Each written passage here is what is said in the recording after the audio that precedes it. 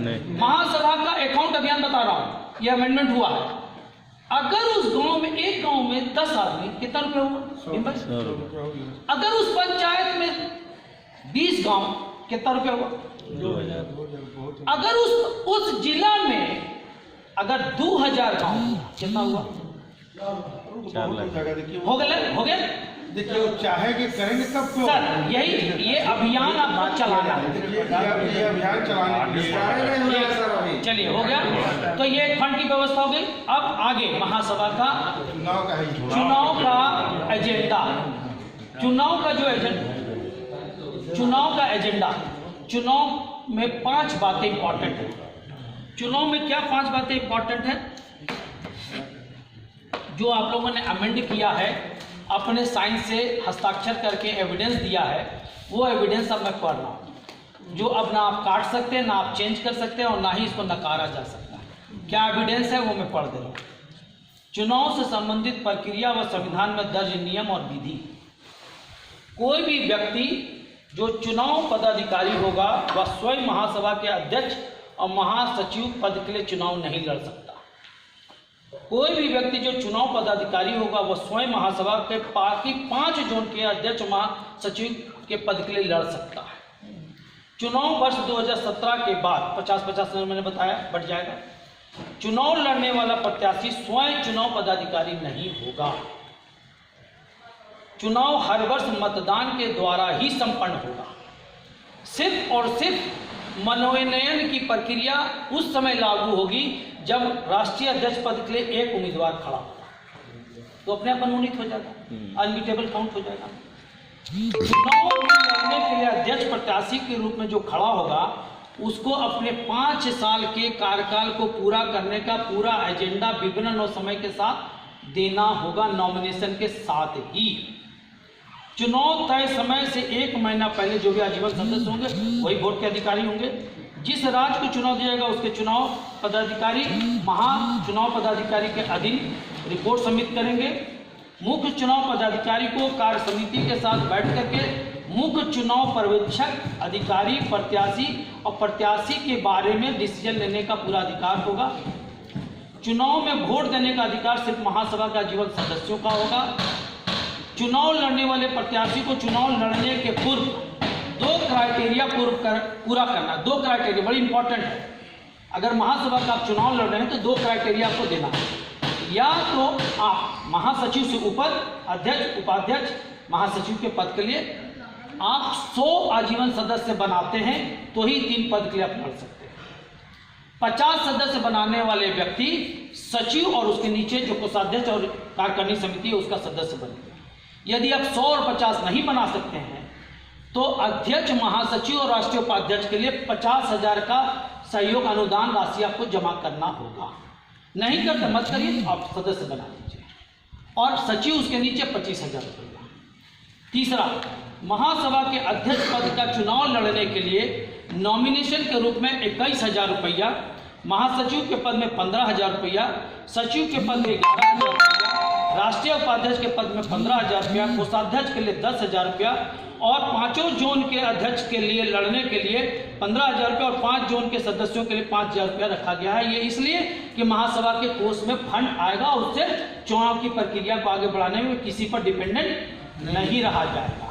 और अगर पैसा नहीं रखा जाएगा तो जो तो व्यक्ति भी चुनाव लड़ने के लिए खड़ा हो जाएगा। तो MP, MLA, राज्यसभा जो चुनाव राष्ट्रपति सब प्रक्रिया वही है। हाँ, सब जगह वही प्रक्रिया लगता है। महासभा के महासभा के जो अध्यक्ष होंगे, जो महासभा के चुनाव में मान लीजिए अभी चुनाव होता है, राष्ट्रीय अध्यक्ष के रूप में मान लीजिए कि ओम प्रकाश जी या DGP साहब को जीतते हैं, तो पूर्व अध्यक्ष का क्या पद होगा? पूर्व अध्यक्ष हमारे माननीय सदस्य होंगे और उसको दिल्ली के जैसा चेयरमैन पद पर बैठाया जाएगा, जो सिर्फ सलाहकार समिति का सलाहकार रहेगा। उनके पद की गरिमा को ध्यान रखते हुए उनको चेयरमैन बनाएंगे। और जो काम दिल्ली ने किया उसके लिए एक बार दिल्ली वालों को जरूर धन्यवाद दीजिए। दिल्ली में भी इन्होंने ऐसा ही काम जी। उसके बाद चुनाव नामांकन पत्र भरते समय प्रत्येक देना विवरण अपना डिटेल्स देना। ये चुनाव सभा का और चुनाव कराने का मैनिफेस्टो है। इसमें दो बात और है, 9 सदस्यों की कमेटी, चूंकि कार्यकारिणी भंग हो गई है, दोबारा कार्यकारिणी नहीं बैठ सकती है। राष्ट्रीय अध्यक्ष को एक वीटो अधिकार होता है, वो मुख्य चुनाव पदाधिकारी, कानून सलाहकार और चुनाव प्रभारी जिनको दिया गया है जहां राज्य में कराने, उनके साथ बैठ करके 9 व्यक्तियों, जो लोग चुनाव नहीं लड़ेंगे वैसे व्यक्तियों को, लेकिन हर एक राज्य का एक व्यक्ति होना जरूरी है। उसमें पदेन पदाधिकारी में 2 व्यक्ति आते हैं जिसको हर मीटिंग में आना है। वो 2 पदाधिकारी जो हैं, जिन्होंने क्वेश्चन किया था, वो वहां के अध्यक्ष और महासचिव हैं। उनको हर मीटिंग में आपको कॉल करना, ये एजेंडा पास हो चुका है। तो इसलिए चुनाव 9 कमेटी अभी गठित नहीं हुई है। आज ये समझ लीजिए, आज ये डिक्लेरेशन होगा कौन लोग चुनाव लड़ेंगे तो वो कमेटी में नहीं रहेंगे, जो नहीं लड़ेंगे उन्हीं में से न चुना जाएगा, तभी न पर्यवेक्षक बनेगा, तभी न चुनाव समिति बनेगी और तभी चुनाव होगा संपन्न। क्या तो ये बातों के साथ मैं आप लोगों को विदा लेता हूं और चुनाव कराने की प्रक्रिया को संपन्न कराने के लिए आज एक आपको निर्णय लेना होगा। कौन लोग चुनाव लड़ रहे हैं वो लोग अपना अपना 3 सितंबर को समीक्षा मीटिंग है रांची में। 3 सितंबर पहले चलिए वो भैया। अच्छा तो एक आपको एक मिनट, हमारा ये कहना है कि पहले जैसे प्रदेश अध्यक्ष है और सचिव है, इन लोग अपने अपने एरिया में ये कर ले पहले कि भाई आप हमारा यहाँ कोई हो कैंडिडेट, हम अभी निर्देश देंगे। ये बताने के लिए इनको बोल मेरे दिमाग में कुछ है, सभी लोगों का आरोप आया है, तो वहाँ तो हमको तो क्लियर करना है क्या? बैठ जाइए।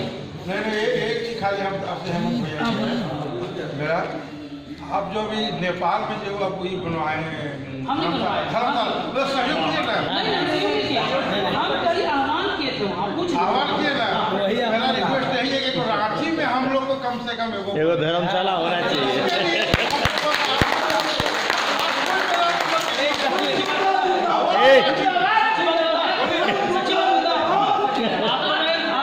देखिए मैं सचिव बता रहा हूँ, ये दोनों पदाधिकारी ये हमारे से ज्यादा संपर्क नहीं, भीम जी भी संपर्क में नहीं, पर मेरी दिली इच्छा थी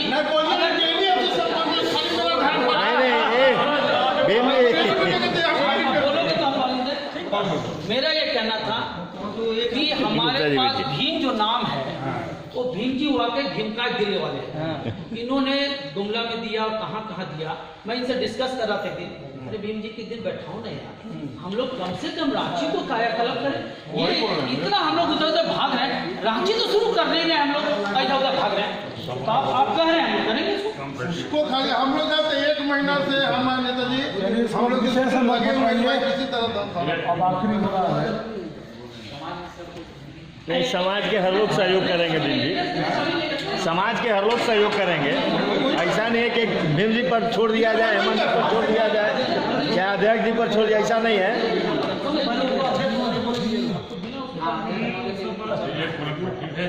अब मैं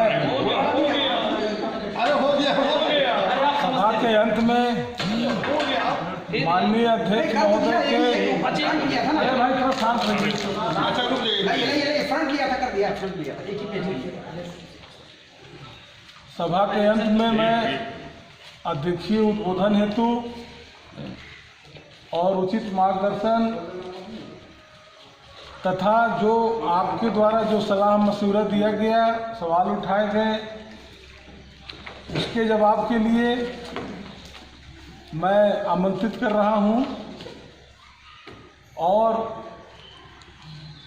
मैं चाहता हूं कि जितनी बातें यहाँ पर उठी हैं उसका वो जवाब देने का प्रयास करेंगे और उनका निर्णय ही अंतिम निर्णय माना जाएगा। और एक बार हम कोर्ट कचहरी चले जाएंगे, जेल जाना पड़ा तो जेल भी चले जाएंगे, लेकिन ये 50 प्रकार के एक लिस्ट और झमेला में समाज को पढ़ने नहीं देंगे।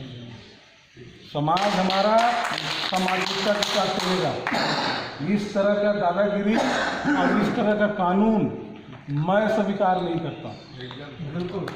और हमारा समाज चलेगा। अध्यक्ष महोदय के नेतृत्व में, चूंकि वो अध्यक्ष हैं, वो चुनाव समिति का गठन करेंगे, हाई पावर कमेटी का गठन करेंगे। चाहेंगे तो छत्तीसगढ़ का स्थान भी बदल देंगे, वो उनके ऊपर। वो अपने विवेक से, एक जज जिस प्रकार एक विवेक से अपना निर्णय करता है, वो से निर्णय करेंगे, तब ये अध्यक्ष पद की गरिमा है। कल आप अध्यक्ष बन जाइएगा और आपको कोई नहीं पूछेगा, आप जिसको बनाए हैं वो अध्यक्ष बन जाएगा और असली अध्यक्ष से कोई नहीं पूछेगा। ये हमारा समाज है क्या? ये हमारा समाज नहीं है। गौरवशाली इतिहास है। हमारे समाज के लोग स्वतंत्रता सेनानी में है और समाज के हित के लिए अपनी जान और कुर्बानी तक दिया है। हमारे समाज के लोग जमीन जायदाद दिया है। वो कोई औरत और भाड़ नहीं है हमारा समाज। मैं अंत में मैं इनको आमंत्रित करता हूँ और आशा करता हूँ कि ये सारा जवाब दें, और इनका जवाब में कुछ छूट जाए तो आप उनको छोटा प्रश्न में आप उनसे पूछ भी सकते। धन्यवाद।